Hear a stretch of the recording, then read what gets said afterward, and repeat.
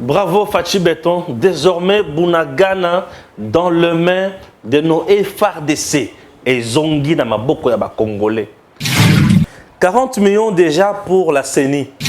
Daniel Safou menace un éditeur d'un journal, Africa News. L'homme s'appelle Achille Kadima et menace des morts. Fachi ne joue pas. 4 jours, il y a guerre na bango. Tobeti balali. 4 jours pamba. Il y a retrait, il y a troupes, il y a Kenya, officier au théâtre des opérations pour la Matali Est. C'est fini. Bunagana récupéré par nos FARDC. Omata Okita. Fachi reste béton. Les communes à les réseaux sociaux. Stéphane Awesili. Bilo Rabonne Matisanga Mafuta. Et Sili. Donc la RDC existe avec les Kenyans. Permis au Ganga Kanengo Mesala Koganga. Mais jusqu'à présent, Namoni Mobeko Oyo proposé pour Nambokate. Raison pour laquelle je dis bravo notre président Tshisekedi. Je dis sincèrement, monsieur le président, nous comptons sur vous. Le président Tshisekedi reste un grand visionnaire de ce pays. Sénat, le gouvernement arrache l'adoption de 20 projets de loi. Au total, 20 projets de loi de ratification portant sur les ordonnances prises en exécution de la loi numéro 22 du 17 juin 2022 sur l'habilitation du gouvernement. Ces projets votés à l'unanimité après la présentation de rapports relatifs par la commission permanente de la Chambre haute du Parlement qui les ont examinés minutieusement en attendant désormais leur promulgation par le chef de l'État. Il s'agit notamment de projets de loi relatifs à la promotion de l'entrepreneuriat et des start-up, le projet de loi à la promotion de l'artisanat, le projet de loi portant programmation militaire 2022-2025 et le projet de loi portant coopération technique et économique dans le domaine des investissements d'infrastructures entre la RDC et l'État de Qatar.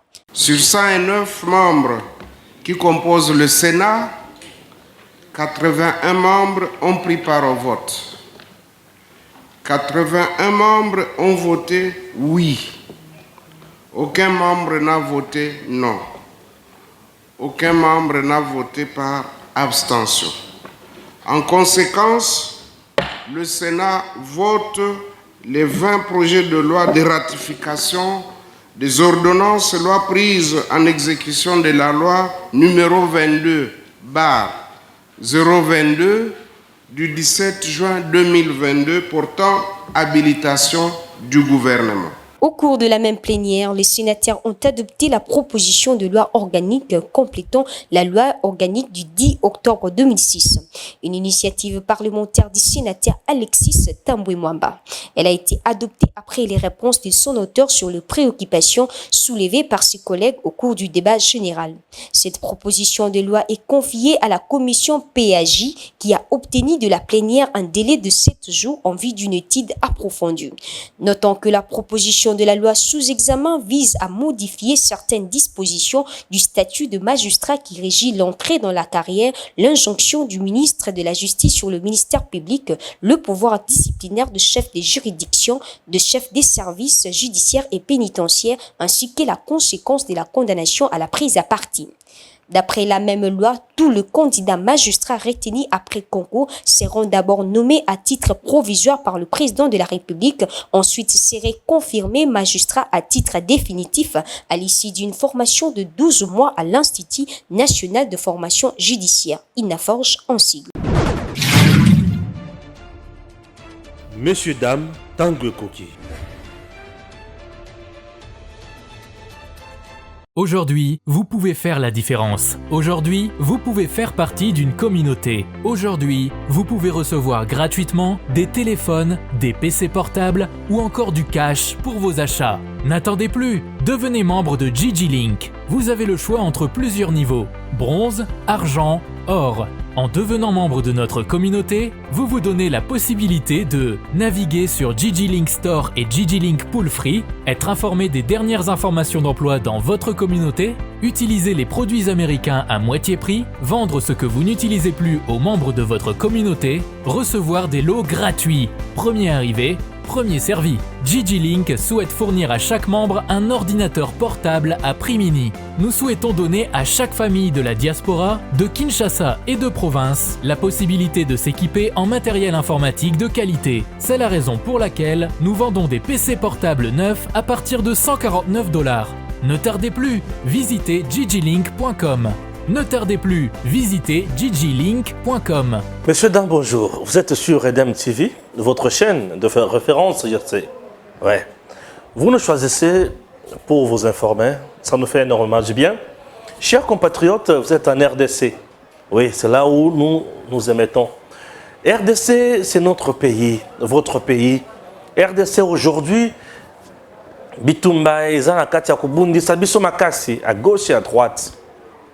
Voilà, RDC. RDC, Mboka au président Tshisekedi Kamba. 40 millions déjà pour la CENI.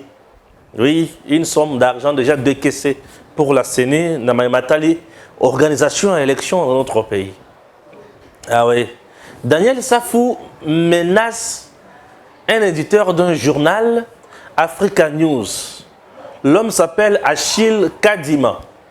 Et menace de mort.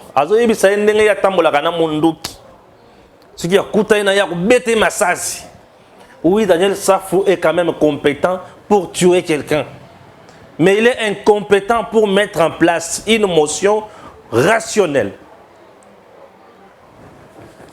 Il est incapable de mettre en place mon enquête parlementaire, Moko, pour le ministère.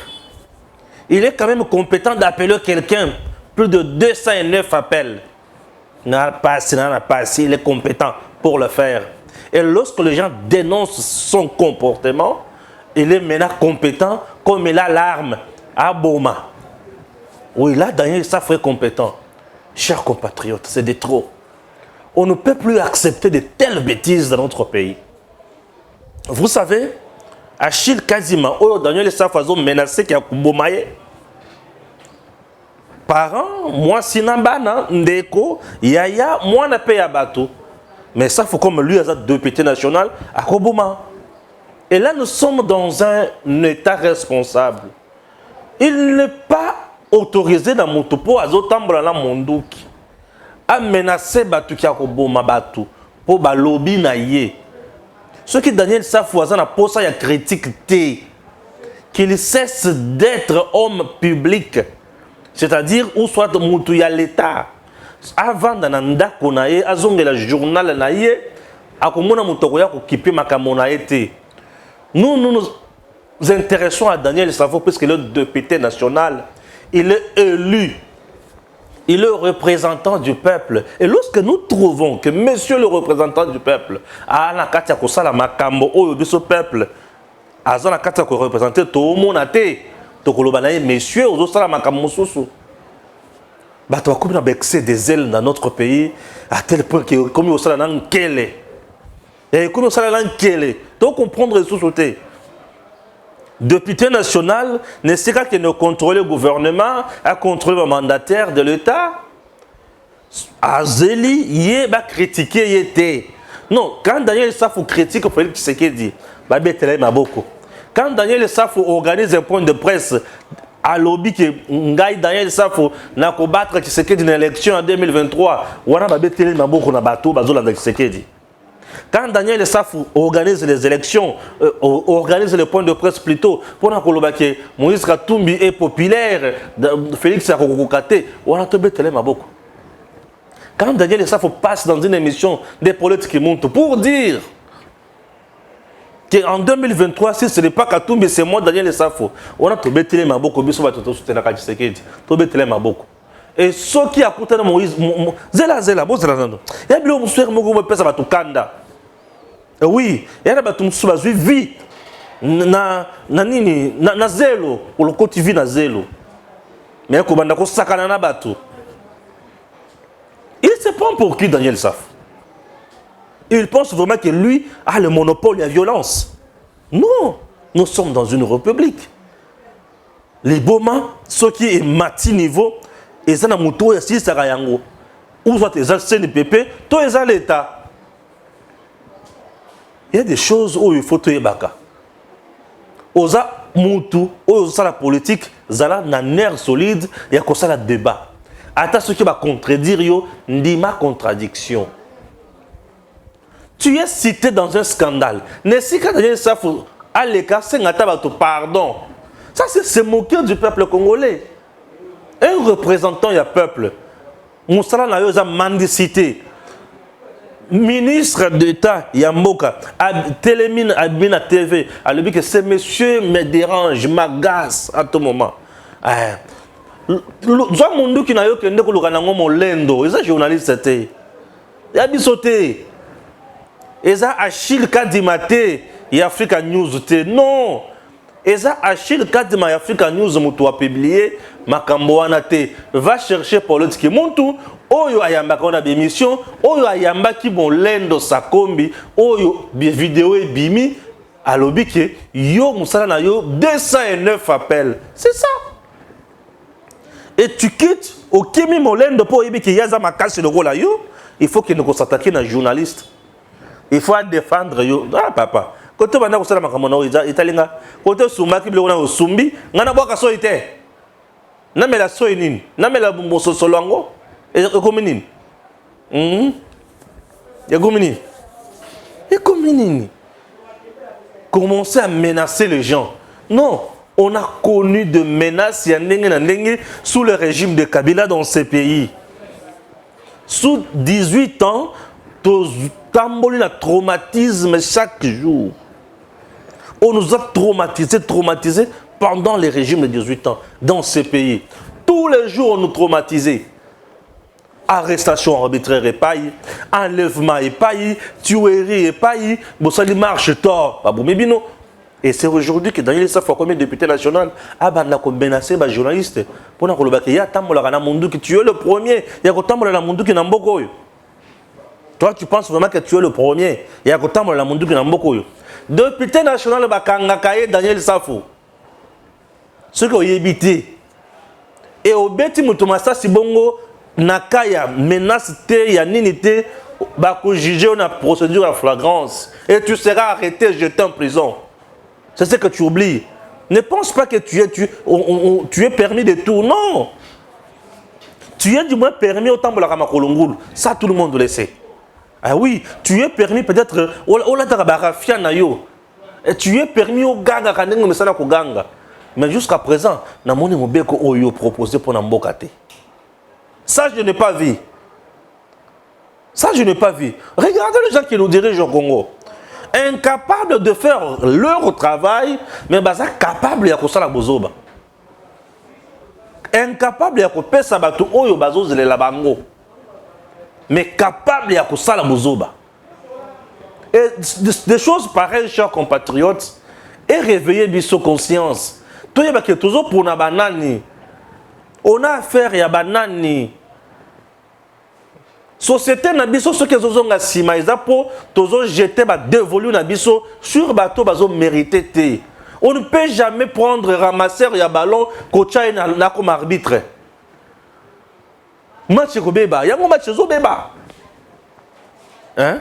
Ozu nganga, au commissaire gardien.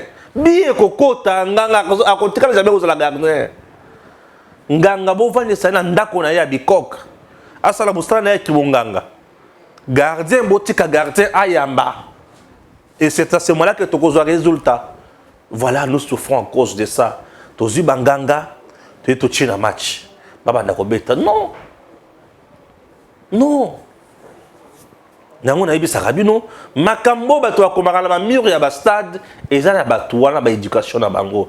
Makambo elekana na banganda ya diamba eza na bakolo lango. Makambo oyo elekana na ba dojo eza na bakolo lango. Pe makambo oyo pe elekana na bisika ya bato oyo mitu elesali kosala eza na bakolo lango.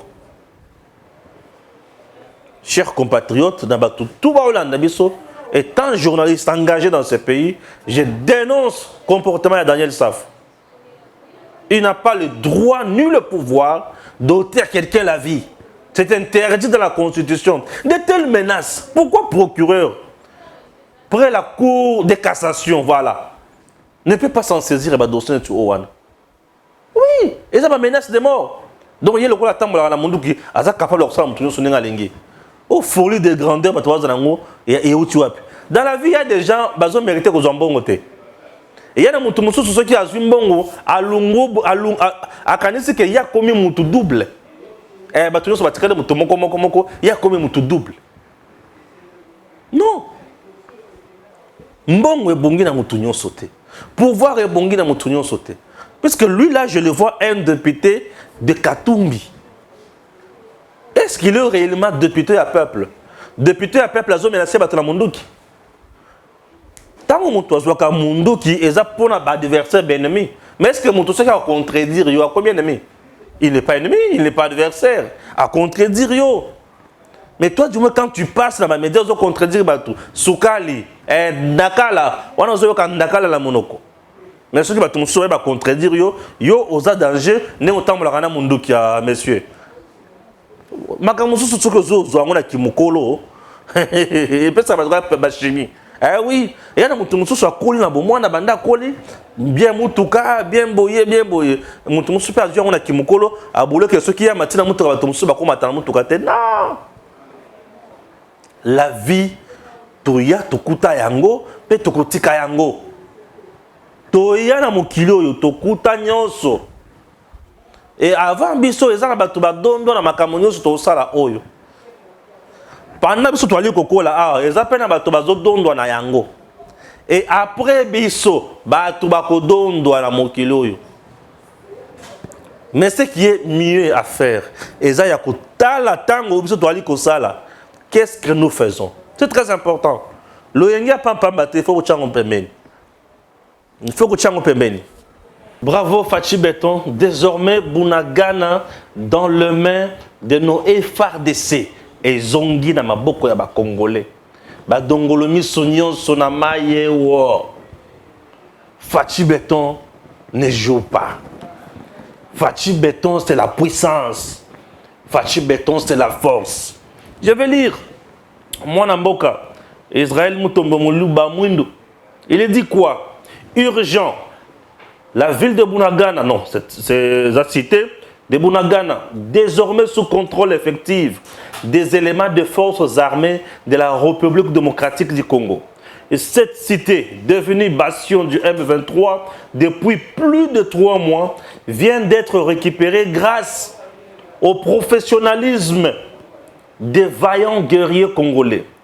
Ce sont des scènes, des liesses de la population congolaise qui ont assisté cet après-midi à l'évacuation des forces négatives du M23 qui se sont dirigées vers la direction de l'Ouganda, lieu de leur refuge.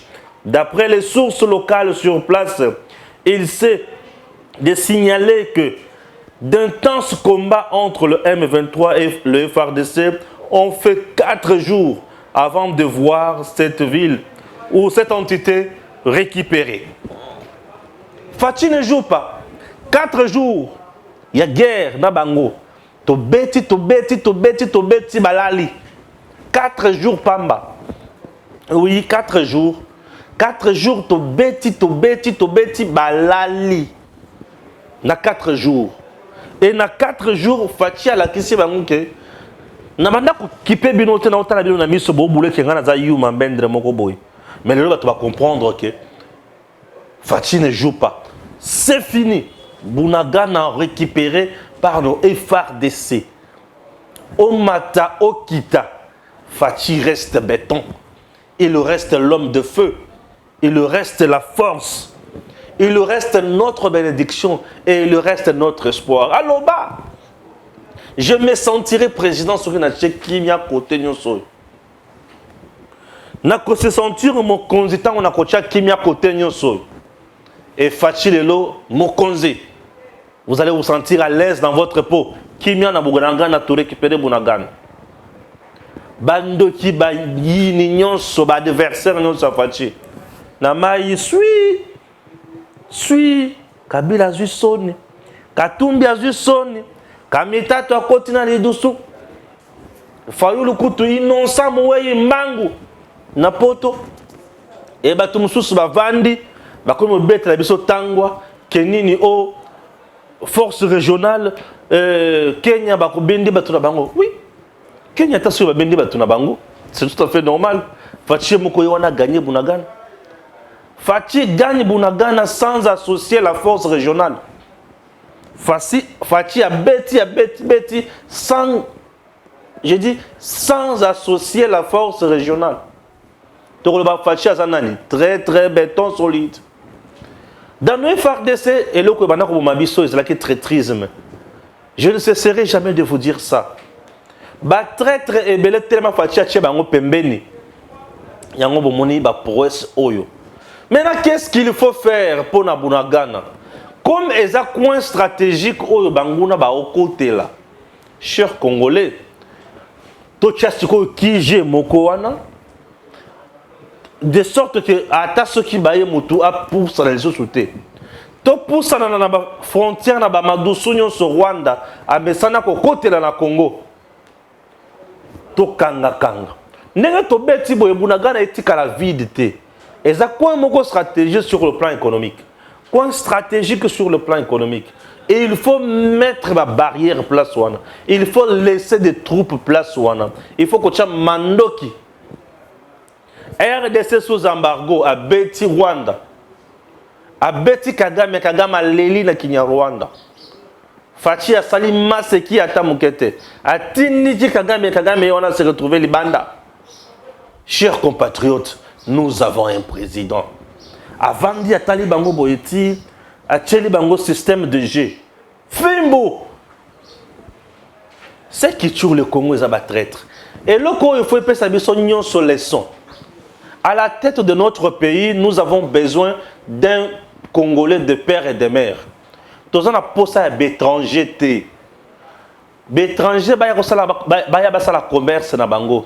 L'étranger, il y a la bilanga. L'étranger, il y a la makamususu. À la tête de notre pays, nous avons besoin de mutu oyo. Tous on partager na makila moko, tata moko, maman moko. À cause on a passé ya bande konaye, ta la fatia zola la pongite. Ana pasi ya bande konaye. Qu'est-ce que je dois faire pour mes frères? Fachi n'est pas là pour des commerces. Loa a kangi munoko. Bandoki tout nyoso na mai. Yango bomoni, bakangi, banchor, bakangi batraître, bakangi bespion, bakangi infiltré. Fachi a la bouzo bate. Le président Tshisekedi est là. Le président Tshisekedi est là, il fait de merveilles pour notre pays. Bato bazo kansati Fachi azora pour la map c'est qui? Ba omikosa. Bunagana dans les mains des Congolais. Moi cité wana itzalaki makelele awa. Bunagana. Le lorsqu'on a récupéré on a 4 jours à Bitumba. Ba beti M23 yoki moto. Akomi ko senga dialogue. Botika bisoto kende na malembe, bokotaki na malembe. Lokola bo saraki buzoba. Tala des officiers oyo bakangaki batie na justice wana. Bomoni Congo et le Kozo Bomayango, traîtrisme, ba traître, diablo, ba tuyamite mamabe ba tukanza, ba zotika biso na kimiate. Ça demande maintenant vigilance à la population na Bunagana. Ça demande vigilance à la consignance. Ça demande tout à téléma. 40 millions pour l'élection, on doit en parler. Mais je parle d'abord d'un dossier, il y a retrait, il y a troupes. Il y a Kenya, officier au théâtre des opérations pour la Matali Est, au qui a envoyé pour la force régionale. Tout va commis dans les réseaux sociaux, Stéphane Awesili. Bilo Wabonne Matisanga Mafuta. Et Sili, donc la RDC existe avec le Kenya. Et Sili. Donc, nos FARDC étaient dirigés par les Kenyans. Raison pour laquelle je dis bravo, notre président Tshisekedi. J'ai dit sincèrement, Monsieur le Président, nous comptons sur vous. Félicitations, Monsieur le Président. Le président Tshisekedi reste un grand visionnaire de ce pays. Il ne s'abandonne jamais dans le main des autres, mais il veut vivre ensemble avec les autres. Maïman Somali Kota la responsabilité naïe, Ali Kozwa Yango na pétenion sans embâche. On a toujours dit, force nyonso ekoyaka na mboka oyo. Et ça na force mon côté, oyo ekoleka FARDC. EAT. Dans le but EAT. Ba force ekoya nango. Ce sont les forces d'intervention ponctuelles ekoya nango. Mais l'unique force oyo eko défendre intégrité à territoire na biso ezara FARDC.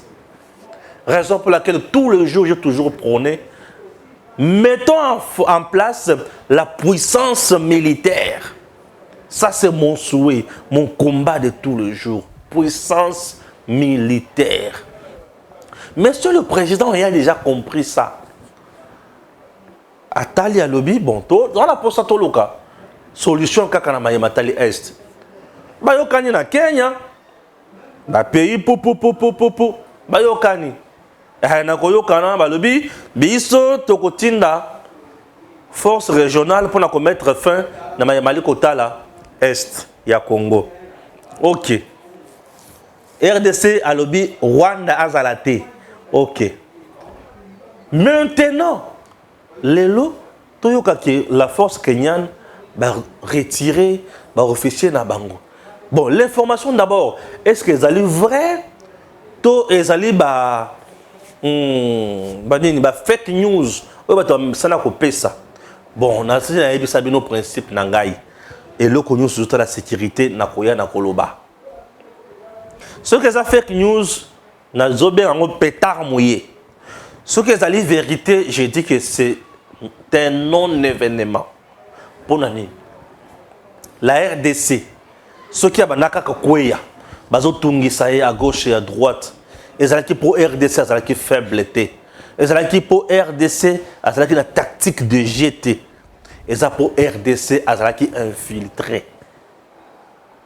Et le président Tshisekedi, ayant compris cela, a vu les tops, les espions, les infiltrés, Nyon Swazaki la Katia armée, Pembeni, loin il y a ligne à commandement, à Tcheba Namboka, de père et de mère. Bazu Makamona Maboko. Yango boyoki munduki et ozikisa frontière ya Rwanda yango boyoki munduki et ozikisa matiti na kati ya Bunagana. Oui, chers Congolais, ce n'est pas la force régionale qui viendra mettre fin à l'insécurité dans l'Est et à RDC, non. Insécurité na mboka na biso ekosila kaka na maboko na biso moko. Le reste, bakoya en appui. La MONUSCO, plus de 20 ans, elle est là. Abomi ngungite, abomi nzinzite, mais abomi kaka ba Congolais, ne sika abomi la biso ba milicien. MONUSCO yeko, natanjo savani na Congo, abomi nzinzite, ngungite ya banguna, mais abomi dimwe ba Congolais. MONUSCO. Batuna te. Bokende to kende te, mais bo sala nini, bambwa. Les escrocs. Il faut tout qualifier c'est-à-dire les yuma bango tobo bomoko boye baye pona olia biloko na biso. Ba vrai mbaka sa, ba vrai yuma. Bazawana. Otuni ba boyo sani. Incapable ya kokangela biso ata code de komoko. Incapable de kangela biso ta sokina ni moko. Malak c'est 5 M23 bango bakangi. Incapable. Bazana mindu ya danger yoka ba yuma ba complices ba traîtres sont des gens qui ne sont pas là pour nous mais pour nous minerais. Ils sont partout dans le carré minier, partout des commerçants politiques. Ils veulent nous exploiter dans le temps moderne. Des margolins. Et aujourd'hui, regardez. Force régionale là ne bandi ko bondo na Congo te. Mais yoka sango. Kagame a bandi kolé là. Ba beti ba obi na frontière na ngaye. To yoka na kiboye te. Non, non. Chers compatriotes, qu'on ne vous trompe pas. Restez soudés derrière le commandant suprême des forces aux armées. Fachi Beto. Munguna nyonso oyo aza na Congo. Akosuka na balabala. Et na munguna moko te akolonga biso awa aza te. Soki bazalaka makasi mbele ba infiltra biso te. Mais lokola bayebaki très bien que baza ba lembele babangaka biso. Ce qui tue au Congo, ils ont dit traîtrise, maintenant trahison. Congo, nous sommes forts. Ce qui tue au Congo, ils ont des étrangers, belé belé, bazan na Congo, awa, baye pona ko yiba na Congo. Il y a des gens qui sont en RDC pour nous piller seulement. Ko zo biso na boumbu ko bini la biso na bazolo, nde elo Congo bango bayebi ko sala. Mais biso to ko tikala jamais ko tikala bango temps. Miyibi. Tokotike la bango tante. Tokotike la miyibi nyonso wana tante. Congo ya biso. Congo ya biso. Mboko ya biso. Moto ko défendre Congo, eza moto azo finga ba konzité. Moto ko défendre Congo ezali yo. Ezalinga, moto à comprendre que ma belle oyo et que na maboko ba payate. Les gens aujourd'hui sont là, na ba mission na bango, presque partout na ba salon na bango. Comment faire pour faire partie de Tshisekedi? Comment faire pour faire partie de Tshisekedi? Comment faire pour diaboliser Tshisekedi? Comment faire pour diaboliser Tshisekedi? De méchants avec des prouesses pareilles qui réalisent le président Tshisekedi.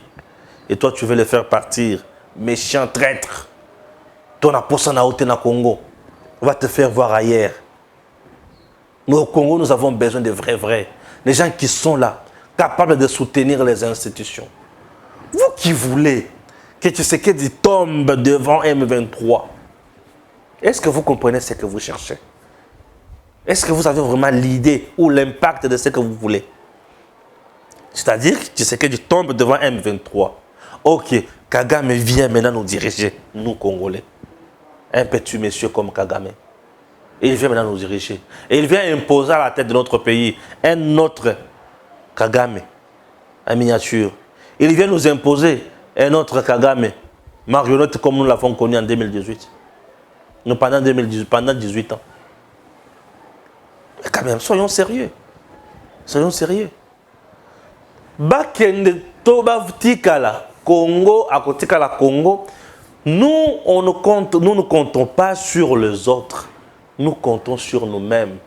Chers jeunes, adhérez, allez vous faire recruter dans les FARDC. Ouais. Rejoignez FARDC. Défendez notre patrie. Défendons tous la patrie. Elle sera reconnaissante. La patrie, on ne la trahit pas. Oui. On ne trahit pas la patrie.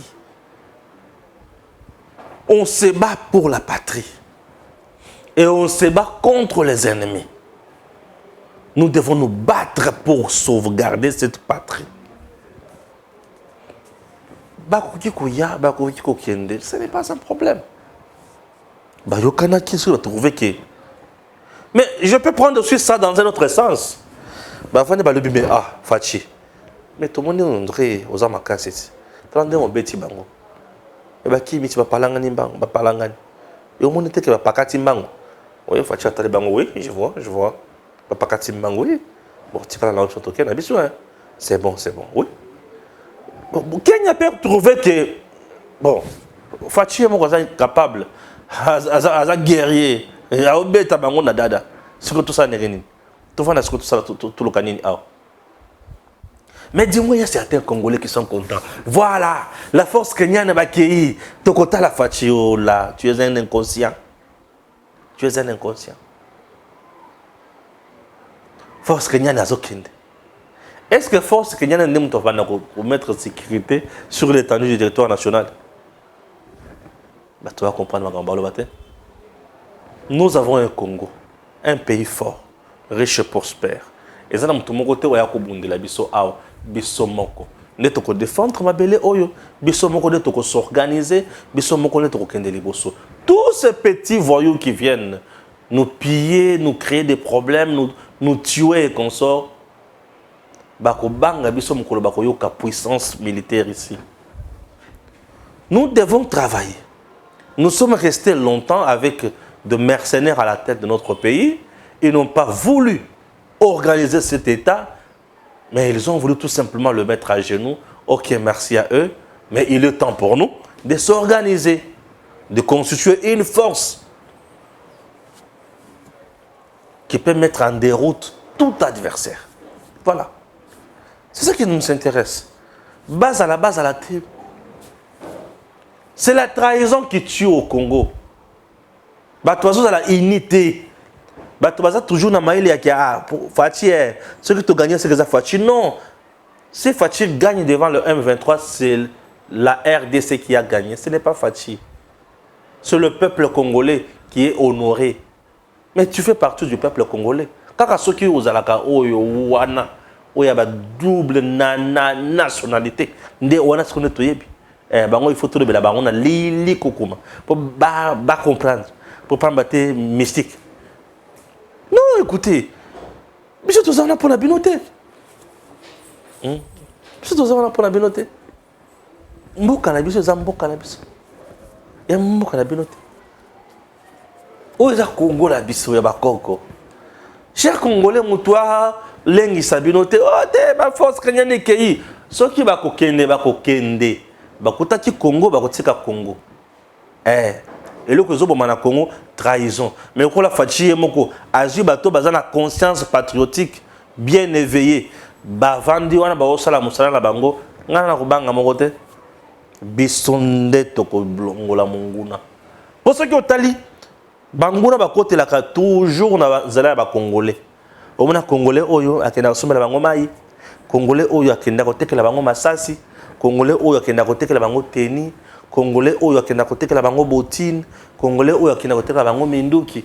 Mais nous sommes ceux qui tokati yango, ezana mutu moko te akoya kobundisa biso alongi. Ezana Congolais moko oyo bombaka bango na bandako na ye. Tout ça, ce sont des choses que nous devons mettre de côté. Il y a makamuzo ezota la biso malonga te. Mettons de côté tout ça.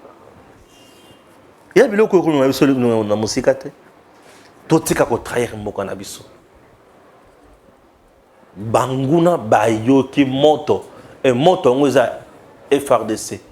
Bako tikala ko sala eloko moko te. Et toko longa bango kino libela.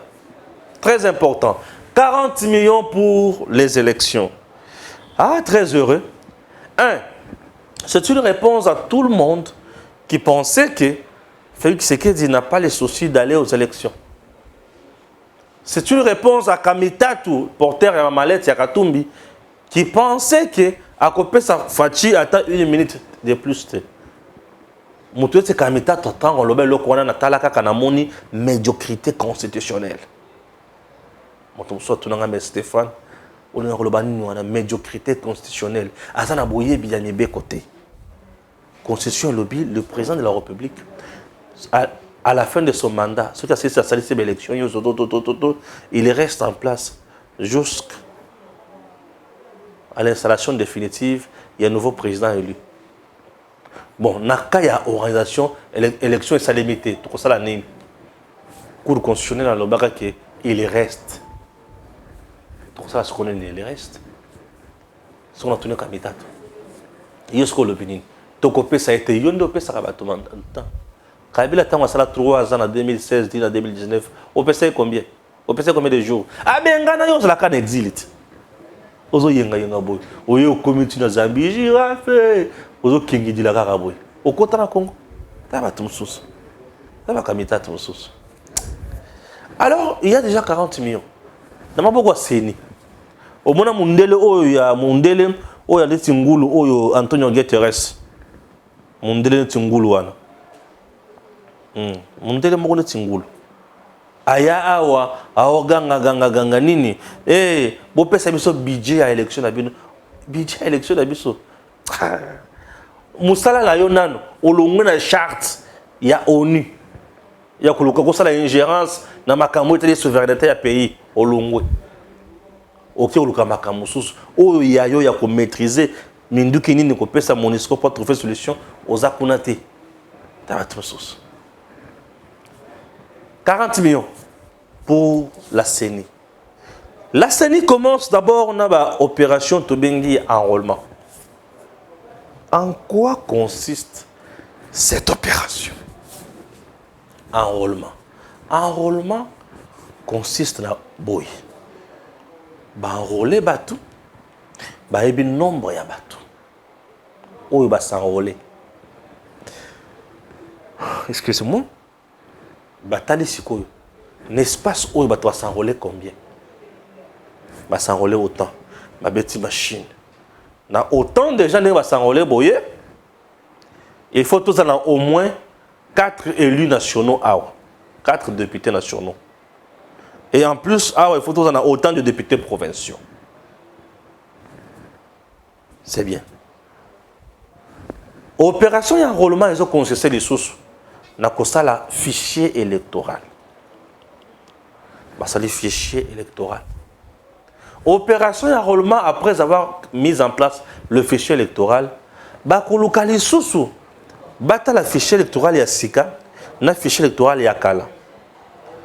Tu vas s'ajouter, tu vas quitter. Et tant que tu bongo, tu vas carte d'électeur pour voter. Puisque sans carte d'électeur, moyen de voter est zaté.